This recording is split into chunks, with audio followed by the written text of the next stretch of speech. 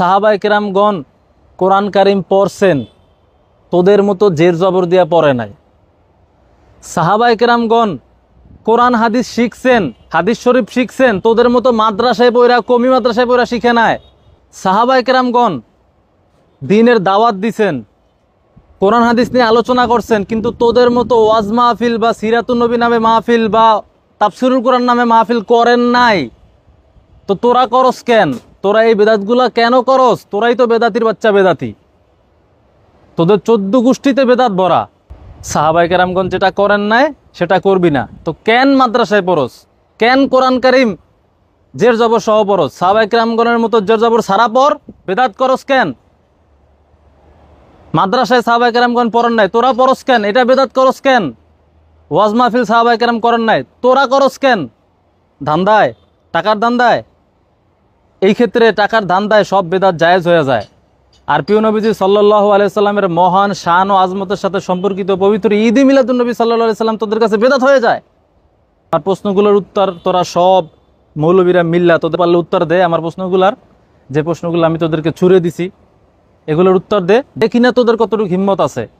আমরা যত ইবাদত বندگی করি এই ইবাদত বندگی গুলো করতে হবে নবীজি সাল্লাল্লাহু আলাইহি ওয়াসাল্লামের তরিকা মোতাবেক। আমাদের ইবাদত গুলো আল্লাহ রাব্বুল আলামিনের কাছে গ্রহণযোগ্য না হওয়ার অনেকগুলো কারণের মধ্য থেকে একটা কারণ হলো আমাদের ইবাদতের মাঝে বিদআত মিশ্রিত হওয়া। বুখারী শরীফের হাদিস, নবীজি সাল্লাল্লাহু আলাইহি ওয়াসাল্লাম বলেন, قال النبي صلى الله عليه وسلم, আল্লাহর নবী সাল্লাল্লাহু আলাইহি ওয়াসাল্লাম বলেন, মান আহদাসা ফি আমরিনা হাদা মা লাইসা মিনহু ফাহুয়া রাদ্দুন। আল্লাহর নবী বলেন, আমার দ্বীনের মাঝে যে নতুন কোনো কিছু সৃষ্টি করলো যেটা কোরআন হাদিসের সাথে যার কোনো মিল নাই, সাহাবায়ে কেরাম তাবিঈন তাবিঈনদের সাথে কোনো মিল নাই, যে আমলের আল্লাহর নবী বলেন এই আমলের সে প্রতিদান পাবে তো দূরের কথা, বরং তার আমলটা প্রত্যাখ্যান করা হবে। তার আমল কি হবে? প্রত্যাখ্যান করা হবে। এর আমল আসমান পর্যন্ত পৌঁছবে তো দূরের কথা, আল্লাহর নবী এটা দূর দূর করে এটা তাড়িয়ে দেবেন। এটা আল্লাহর রাসূল সাল্লাল্লাহু আলাইহি সাল্লাম অন্য এক হাদিসের মধ্যে বলেন, ওয়াশাররুল উমুরি মুহদাসাতুহা, দুনিয়ার ভিতরে যত বিষয় আছে সবথেকে নিকৃষ্ট বিষয় কি? নতুন কোনো কিছু উদ্ভাবন করা। সেটা কি? অকুল্লু বিদআতিন দালালা, সেটা হলো বেদাত। আর প্রত্যেক বেদাতি এরা হলো গোমরাহ। প্রত্যেক বেদাতি কি? জোরে বলেন, গোমরাহ। তাহলে দুনিয়ার ভিতরে সবথেকে নিকৃষ্ট বিষয় কি? বেদাত করার। যারা বেদাত করে তারা কি দুনিয়ার ভিতরে সবথেকে নিকৃষ্ট মানুষ। মুসলমানদের মধ্যে কি সবথেকে তারা নিকৃষ্ট মানুষ? আল্লাহর নবী সাল্লাল্লাহু আলাইহি ওয়াসাল্লাম এই কথা বলেছেন। দুনিয়ার ভিতরে সব কাজের মধ্যে নিকৃষ্ট কাজ যদি হয় বেদাত, তাহলে যারা বেদাত করে তারা দুনিয়ার ভিতরে সবথেকে নিকৃষ্ট মানুষ তারা। তাহলে আজকের যারা সুন্নি দাবিদার যারা করে, ভণ্ড যেগুলো আছে, এগুলো কি দুনিয়ার ভিতরে সবথেকে নিকৃষ্ট মানুষ? কার কথা অনুযায়ী? নবীজি সাল্লাল্লাহু আলাইহি ওয়াসাল্লামের কথা অনুযায়ী।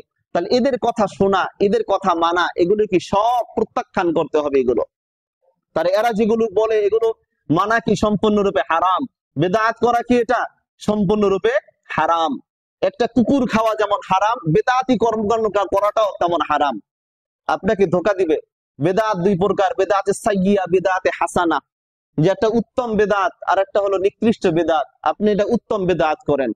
আরে ভাই, উত্তম বেদাত কোনগুলো? এই যে আগে যেগুলো বললাম, কোরআন সংরক্ষণ করা, মাদ্রাসা প্রতিষ্ঠিত করা, এগুলো আপনি করেন, করলে আপনার সওয়াব আছে। কিন্তু নিকৃষ্ট বেদাত কোনগুলো? যেগুলো নবীজি করেন নাই, সাহাবায়ে কেরাম করেন নাই, তাবিঈন তাবিঈনরা করেন নাই, যার সাথে কোরআন এবং হাদিসের সাথে যার মিল নাই, সেগুলো হলো নিকৃষ্ট বেদাত। এগুলো হলো প্রত্যাখ্যানযোগ্য। আমরা কোন জিনিসটাকে আমরা বুঝবো যে এটা বেদাত আর এটা বেদাত না? একটা মৌলিক একটা উসুল আমরা মনে রাখি, ধর্মের কাজ মন গড়া পদ্ধতিতে করা যায় না, তাহলেই সেটা হবে বেদাত। ধর্মের যে কাজটা নবীজি সাল্লাল্লাহু আলাইহি ওয়াসাল্লাম যেভাবে আমাদেরকে শিক্ষা দিয়েছেন, যেভাবে নবীজি শিখিয়েছেন, সেভাবেই সেটাকে করতে হবে, তাহলে সেটা হবে সুন্নাহ। তাহলে কি হবে? সেটা সুন্নাহ। নবীর শিখানো পদ্ধতি বাদ দিয়ে নিজের মন গড়া পদ্ধতিতে যদি করি তাহলে সেটা হবে বেদাত। তাহলে সবাই আমরা বুঝতে পারলাম, নবীর শিখানো পদ্ধতিতে যদি আমরা ধর্মের কাজগুলো করি তাহলে কি হবে? সুন্নাহ। আর নবীর শিখানো পদ্ধতি বাদ দিয়ে নিজের মন গড়া পদ্ধতিতে করি, সেটা যতই সুন্দর হোক, বেদাত। তাহলে এই কথা সঠিকভাবে না বোঝার কারণে ভণ্ডরা এরা শুধু চাপাবাজি করে, এরা কিন্তু কোনো দলিল প্রমাণ আমাদের সামনে উপস্থাপন করতে তারা পারে না। তারা বলে মসজিদে কাতার সোজা করার জন্য যে দাগ দেওয়া হয়, এই দাগটা তো নবীর যুগে ছিল না, সাহাবাদের যুগে ছিল না, তাবেঈন তাবে তাবেঈনদের যুগে ছিল না, তাহলে এই কাতার সোজা করার জন্য যে দাগটা দেওয়া হয় এটা বেদাত। এরপরে তারা বলে যে নবীর যুগে তো মাইক ছিল না, তাহলে এই মাইক ব্যবহার করা এটা বেদাত। আবার তারা বলে নবীর যুগে তো 5 ওয়াক্ত নামাজের সময় মাইকে আজান দেওয়া হতো না, তাহলে 5 ওয়াক্ত নামাজ মাইকে আজান দেওয়াটা এটা বেদাত। এরপরে তারা বলে নবীর যুগে তো বিদ্যুৎ ছিল না, তাহলে বিদ্যুৎ ব্যবহার করাটা এটা বেদাত। তাহলে আমাদের একটা মূলনীতি, একটা উসুল আমাদের মনে রাখতে হবে, নবীর যুগে ঠিকই বিদ্যুৎ ছিল না, বাতি ছিল না, ফ্যান ছিল না। আর এই যে বিদ্যুৎ থাকা, বাতি থাকা বা মাইক থাকা, এগুলো কি কোনো ধর্মের কাজ? জোরে বলেন, নাকি দুনিয়াবি কাজ এগুলো? আমাদের কাজ হলো যে নবীজি সাল্লাল্লাহু আলাইহি ওয়াসাল্লাম ধর্মের যে কাজগুলো নবীজি সাল্লাল্লাহু আলাইহি ওয়াসাল্লাম করেছেন, ওই কাজগুলো নবীর তরিকা মোতাবেক করা। দুনিয়াবি কাজ আপনি যুগ উপযোগীর সাথে তাল মিলিয়ে আপনি যেভাবে করেন, এটার সাথে কিন্তু শরীয়ত বিরোধী যদি না হয়, এটার সাথে আমাদের কোনো সমস্যা নাই। কিন্তু এই যে ফ্যান, বিদ্যুৎ, মাইক যেগুলো আছে, এগুলো কি ধর্মের কাজ নয়, বরং ধর্মের কাজের সহায়ক কাজ। এগুলো কি? জোরে বলেন। ধর্মের কাজের সহায়ক কাজ, এটা ব্যবস্থাপক, এটা ব্যবস্থা। ধর্মের কাজ করার ক্ষেত্রে এটা ব্যবস্থা এটা। তাহলে ধর্মের কাজের ব্যবস্থা এটা, সরাসরি এটা ধর্মের কাজ নয়। মাইক ধর্মের কথা প্রচার করার একটা ব্যবস্থা, এটা ধর্মের কাজ প্রচার করার সহায়ক এটা। তাই মাইক এটা মূল ধর্মের কাজ নয়। এটা বাতি, লাইট, ফ্যান এগুলো কি ধর্মের কাজ প্রচার করার, ধর্মের কাজ ইবাদত বন্দেগী পালন করার একটা সহায়ক এটা ব্যবস্থা, এটা মূল, এটা ধর্মের কাজ নয় এটা। তাই মূল, যেহেতু এটা মূল জিনিসের নয়, আর এটা হলো সহায়ক জিনিস, এটা কি? জোরে বলেন। সহায়ক জিনিস। তা সহায়ক জিনিস গ্রহণ করলে এটা বেদাত হয় না, ধর্মের কাজ মন গড়া করলে সেটা বেদাত হয়। বুঝতে পেরেছি বিষয়টা? যে আমরা যেগুলো ব্যবহার করছি, মাইক ব্যবহার করছি, এই মাইক এটা কি আমরা দিন প্রচারের সহায়ক হিসাবে এটা ব্যবহার করেছি, সুতরাং এটা বেদাত হবে না। মূল জিনিসটা যেটা নবীজি সাল্লাল্লাহু আলাইহি সাল্লাম দ্বীনের প্রচার করেছেন, আমরাও কথা বলছি, এটা হলো আসল। এই পদ্ধতিটা যদি নবীজি সাল্লাল্লাহু আলাইহি সাল্লাম করে না থাকেন, তখন সেটা হবে বেদাত। ঠিক তেমনি ভাবে কাতার সোজা করা এটা ধর্মের কাজ। কাতার সোজা করাটা কি? জোরে বলেন। ধর্মের কাজ। যেমন নবীজি সাল্লাল্লাহু আলাইহি ওয়াসাল্লাম অনেক হাদিসের মধ্যে বলেছেন, ক্বালা রাসূলুল্লাহ সাল্লাল্লাহু আলাইহি ওয়াসাল্লাম, আল্লাহ রাসূল সাল্লাল্লাহু আলাইহি ওয়াসাল্লাম বলেন, লাতাসুওয়ান্না সুফুফাকুম আও ইউখালিফান্নাল্লাহু বাইনা ওয়ুজুহিকুম। আল্লাহর নবী বলেন, তোমরা নামাজের সময় তোমাদের কাতারকে তোমরা সোজা করো। যদি তোমরা তোমাদের কাতারকে সোজা না করো, তাহলে আল্লাহ রাব্বুল আলামিন তোমাদের অন্তরের মাঝে, তোমাদের হৃদয়ের মাঝে বিরোধ ঢুকিয়ে দিবেন। তাহলে আল্লাহর নবী কি বলেছেন? কাতারকে সোজা করার জন্য বলেছেন। তাই কাতার সোজা করা এটা কি? ধর্মের কাজ। আর দাগ দেওয়াটা এটা হলো ধর্মের কাজ নয়, এটা ধর্মের কাজের সহায়ক ব্যবস্থা এটা। তাহলে এই দাগ দেওয়াটা এটা বেদাত হয় না। কেন? এটা ধর্মের কাজের সহায়ক কাজ এটা, এই জন্য এটা বেদাত হয় না। তাই এই জন্য এই সঠিক মৌলিক যে উসুলটা আছে, উসুলটা আমাদের জানতে হবে, কোনটা মূল ধর্মের কাজ আর কোনটা ধর্মের কাজের সহায়ক কাজ। এই সহায়ক কাজ কখনো বেদাত হয় না।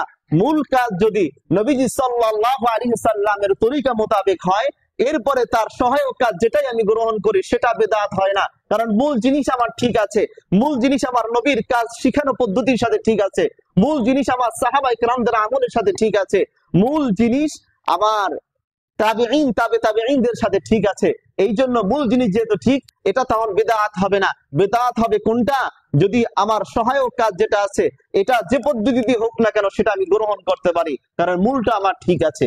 মূলটা যদি নবীর শিখানো পদ্ধতির সাথে যদি ঠিক না থাকে, তখন সেটা হবে বেদাত। আমরা গত সপ্তাহে আলোচনা করেছিলাম নবীজি সাল্লাল্লাহু আলাইহি সাল্লামের সুন্নাহের এক নাম্বার অর্থ, যে হাদিস নবী সাল্লাল্লাহু আলাইহি সাল্লাম, নবীজির হাদিস। সুন্নাহের এক নাম্বার অর্থ কি জোরে বলেন? নবীজির হাদিস। দ্বিতীয় নাম্বার, নবীজি সাল্লাল্লাহু আলাইহি সাল্লামের সুন্নাহের দ্বিতীয় নাম্বার অর্থ হলো আমালুন নবী সাল্লাল্লাহু আলাইহি সাল্লাম, নবীজি সাল্লাল্লাহু আলাইহি সাল্লামের আমল। তিন নাম্বার, নবীজি সুন্নাহের তিন নাম্বার অর্থ সুন্নাতুন নবী সাল্লাল্লাহু আলাইহি সাল্লাম, নবীজি সাল্লাল্লাহু আলাইহি সাল্লামের সুন্নাহ, নবীজি সাল্লাল্লাহু আলাইহি সাল্লামের তরিকা। তাহলে ইসলামের যত কাজ আছে সকল কাজ পদ্ধতি নবীজি সাল্লাল্লাহু আলাইহি সাল্লাম শিক্ষা দিয়েছেন, আর এটাই হলো নবীর তরিকা। আর এটা কি বলা হয়? নবীজি সাল্লাল্লাহু আলাইহি সাল্লামের সুন্নাহ। তাহলে আমাদের ইবাদতের একটা অংশ হলো নামাজ। ইবাদতের একটা অংশ কি জোরে বলেন? নামাজ। তাহলে এই 5 ওয়াক্ত নামাজের জন্য আযান দেওয়া হয় কিনা জোরে বলেন? শুধু কি আযান দেওয়া হয়, ইকামত দেওয়া হয় কিনা? তাহলে এই যে নবীজি সাল্লাল্লাহু আলাইহি সাল্লাম আযান দেওয়া, ইকামত দেওয়া, এটা কে শিক্ষা দিয়েছেন? নবী আমাদেরকে শিক্ষা দিয়েছেন। তোমরা 5 ওয়াক্ত নামাজের জন্য তোমরা আযান দাও, ইকামত দাও। তাহলে ইকামত দেওয়া, আযান দেওয়া, এটা কার শিক্ষা দেওয়া পদ্ধতি জোরে বলেন? নবীজি সাল্লাল্লাহু আলাইহি সাল্লামের শিখানো পদ্ধতি এটা। তাহলে 5 ওয়াক্ত নামাজের পূর্বে আযান দেওয়া, ইকামত দেওয়া, এটা নবীজি সাল্লাল্লাহু আলাইহি সাল্লাম আমাদেরকে শিক্ষা দিয়েছেন। এরপরে আমরা আরেকটা জিনিস পড়ি, জুমার নামাজ। তাহলে জুমার নামাজের পূর্বে আযান দেওয়া হয় কিনা জোরে বলেন? যে জুমার নামাজের জন্য খুতবা দেওয়া হয় কিনা? জুমার নামাজের পূর্বে ইকামত দেওয়া হয় কিনা? তাহলে এটা কার শিখানো পদ্ধতি?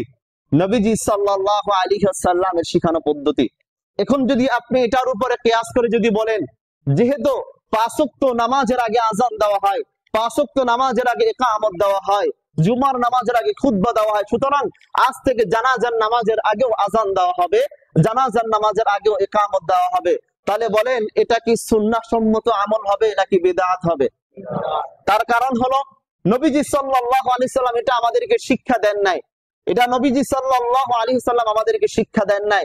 ঠিক তেমনি ভাবে বেদাআতীরা এটা বলে, যদি 5 ওয়াক্ত নামাজের পর যদি দোয়া করা যায়, যদি আল্লাহ রাব্বুল আলামিন যদি এভাবে দোয়া করার জন্য নবীজি সাল্লাল্লাহু আলাইহি সাল্লাম আমাদেরকে তাগিদ দিয়েছেন, যদি 5 ওয়াক্ত নামাজের পর যদি দোয়া করা যায়, তাহলে জানাজার নামাজের পর কেন দোয়া করা যাবে না? আপনি সাধারণ মানুষ, আপনার কাছে তো শুনলে এটা ভালোই মনে হবে যে ইবাদতটা তো ভালোই, ইবাদতটা তো ভালো কথাই তো বলে। এটা হলো তাদের কোরআন হাদিসের দলিল নয়, এটা হলো তাদের চাপাবাজির দলিল। কিসের দলিল জোরে বলেন? চাপাবাজির দলিল এদের। তাদের কাছে কোনো কোরআন হাদিসের দলিল নাই, আমাদের কাছে কোরআন হাদিসের দলিল আছে। আমরা এক কথায় বলবো, জানাজার পরে আমরা দোয়া এই জন্য করবো না, নবী আমাদেরকে শিক্ষা দেন নাই, সাহাবায়ে কেরাম করেন নাই, তাবিঈন তাবে তাবিঈনরা করেন নাই, কোরআন হাদিসের কোথাও এর দলিল নাই, এই জন্য আমরা এটা করব না। আর তারা দলিল দিবে কি? যদি নামাজের পরে যদি দোয়া করা যায়, তাহলে জানাজার নামাজের পরে কেন দোয়া করা যাবে না?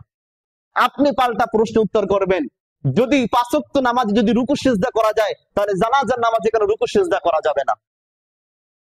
5 ওয়াক্ত নামাজে যদি আযান ইকামত দেওয়া যায়, জানাজার নামাজে কেন আযান ইকামত দেওয়া যাবে না? দুই প্রশ্নের উত্তর একটাই, কারণ নবীজি সাল্লাল্লাহু আলাইহি সাল্লাম আমাদেরকে এভাবে শিক্ষা দেন নাই। নবীজি বলেন নাই জানাজার নামাজে রুকু সিজদা করার জন্য, এই জন্য আমরা রুকু সিজদা করি না। নবীর শিখানো পদ্ধতি জানাজার নামাজ এমন ছিল না, এই জন্য আমরা এভাবে জানাজার নামাজ পড়ি না। নবীজি সাল্লাল্লাহু আলাইহি সাল্লাম জানাজার নামাজের আগে আযান ইকামত দেন নাই, এই জন্য আমরা জানাজার নামাজের আগে আযান ইকামত দেই না। ঠিক তদ্রুপ ভাবে নবীজি জানাজার নামাজের পরে আর কোনো দোয়া করেন নাই, এই জন্য আমরা জানাজার নামাজের পরে আর কোনো দোয়া করি না। কিন্তু কি করে বেদাতীরা? তারা জানাজার নামাজের পরেও তারা দোয়া করে। বরং এটা কি গ্রহণযোগ্য আমল নাকি এটা অগ্রহণযোগ্য আমল? এটা বেদাতি আমল। জানাজার নামাজের পর দোয়া করা বেদাতি আমল। তার কারণ হলো কি? আল্লাহর নবী সাল্লাল্লাহু আলাইহি সাল্লাম করেন নাই। কিছু মানুষ আছে মোনাজাতের ব্যাপারে অনেক বাড়াবাড়ি করে। এরা বলে যে 5 ওয়াক্ত নামাজের পর তো মোনাজাত করা বেদাত। এটা নিয়ে দুই গ্রুপ তারা লেগে গেছে। এবার আসেন, 5 ওয়াক্ত নামাজের পর মোনাজাত করা, দোয়া করা, এই ব্যাপারে নবীজি সাল্লাল্লাহু আলাইহি ওয়াসাল্লাম কি বলেছেন? আমরা কেন 5 ওয়াক্ত নামাজের পরে মোনাজাত করা কেন আমরা বেদাত বলি না? এটা বেদাত হবে তখন যদি আমরা নামাজের এই মোনাজাতকে যদি আমরা নামাজের অংশ মনে করি, যদি মনে করি এমন আরে নামাজের পরে মোনাজাতটা করলাম না, নামাজই তো হইল না, যদি এটা মনে করেন তাহলে অবশ্যই এটা হবে বেদাত। কিন্তু নামাজের অংশ মনে করে আমরা কেউ মোনাজাত করি না। কি বলেন, আপনারা কি করেন? মোনাজাতকে নামাজের অংশ মনে করেন? কেউ করি না আমরা। যদি কেউ করেও থাকেন আজ থেকে তওবা করেন যে মোনাজাত করা এটা নামাজের অংশ নয়। সালাম ফিরিয়েছেন, নামাজ আপনার শেষ।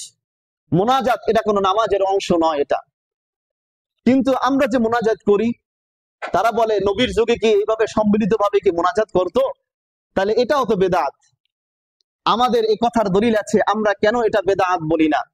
তার কারণ হলো, আপনি যদি 5 ওয়াক্ত নামাজের পরে মোনাজাত করেন এটা আপনার ইচ্ছাধিকার, করলে এটা ভালো। কিন্তু যদি আপনি না করেন আপনার উপরে কোনো জোর জবরদস্তি নাই। করলে ভালো, করলে এটা সওয়াব আছে, না করলে কোনো গুনাহ নাই। সওয়াব আছে কিভাবে এটা আপনি বুঝলেন? নবীজি সাল্লাল্লাহু আলাইহি ওয়াসাল্লাম অনেক হাদিসের মাঝে বলেছেন।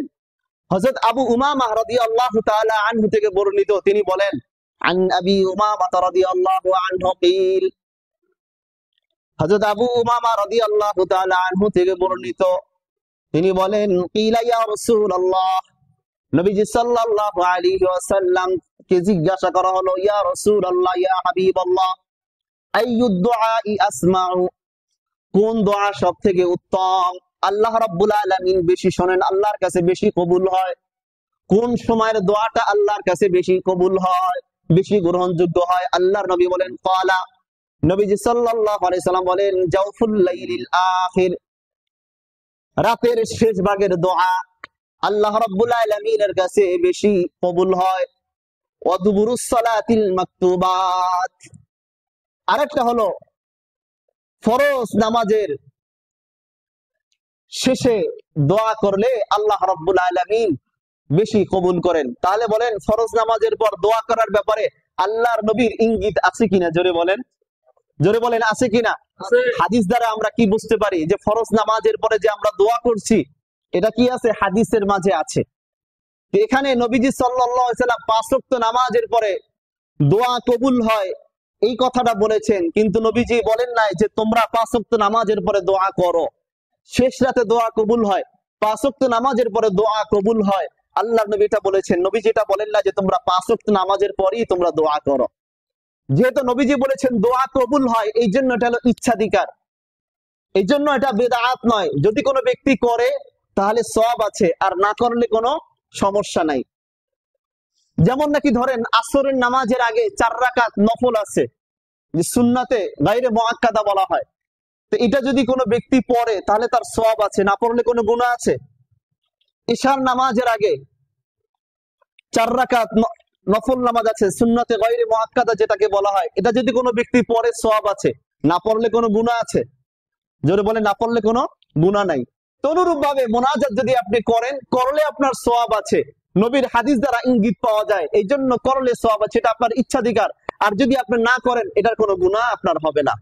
এই জন্যই আমরা যারা মোনাজাত করি, এই মোনাজাত করাটা এটা বেদাত নয়। এখন আপনার মনে প্রশ্ন আসতে পারে যে সম্মিলিত ভাবে এভাবে দোয়া করাটা জায়েজ আছে কিনা? হ্যাঁ, সম্মিলিত ভাবে দোয়া করাটা, এভাবে সম্মিলিত ভাবে যে কোনো দোয়া করা এটা জায়েজ আছে, এটাও নবীর হাদিস দ্বারা আছে। তাহলে আমরা যেটা বললাম যে যেমন ইশার নামাজের আগে 4 রাকাত সুন্নাহ আছে, এই সুন্নাহটা পড়লে যেমন সওয়াব আছে, না পড়লে কোনো গুনাহ নাই। আসরের নামাজের আগে 4 রাকাত সুন্নাহ আছে, এটা পড়লে আপনার সওয়াব আছে, না পড়লে কোনো গুনাহ নাই। আপনি যদি এটার উপরে কিয়াস করে আপনি যদি এটা বলেন যে ফজরের নামাজের সুন্নাত পড়েছি, এখনো লম্বা সময় বাকি, আমি 2 রাকাত নফল নামাজ পড়বো, তাহলে বলেন এটা কি আপনার সওয়াব হবে নাকি এটা বেদাত হবে? আপনার মনে পড়লো যে আমি আসরের নামাজ হয়ে গেছে, আসরের নামাজ এখন মাগরিবের লম্বা সময় বাকি, আমি এই সময়টা আমি নফল নামাজ পড়বো, তাহলে কি এটা আপনার সুন্নাহ সম্মত হবে নাকি বিদআত হবে? তার কারণ হলো নবীজি সাল্লাল্লাহু আলাইহি ওয়াসাল্লাম এই ব্যাপারে এইভাবে নামাজ পড়তে নিষেধ করেছেন। নবীজি এভাবে আমাদেরকে শিক্ষা দেন নাই। নবীজি বলেছেন যে ফজরের সুন্নতের পরে আর কোনো নফল নামাজ নাই, নবীজি বলেছেন আসর নামাজের পর থেকে নিয়ে মাগরিবের আগ পর্যন্ত আর কোনো নফল নামাজ নাই। তাহলে নবীর কথা অমান্য করে কোনো ব্যক্তি যদি নিজের মন গড়া ইবাদত করতে যায়, কাজটা ভালো কিন্তু নবীর তরিকা মোতাবেক নাই, এই জন্য সেটা হবে বেদাত। কথা বলেন ঠিক কিনা?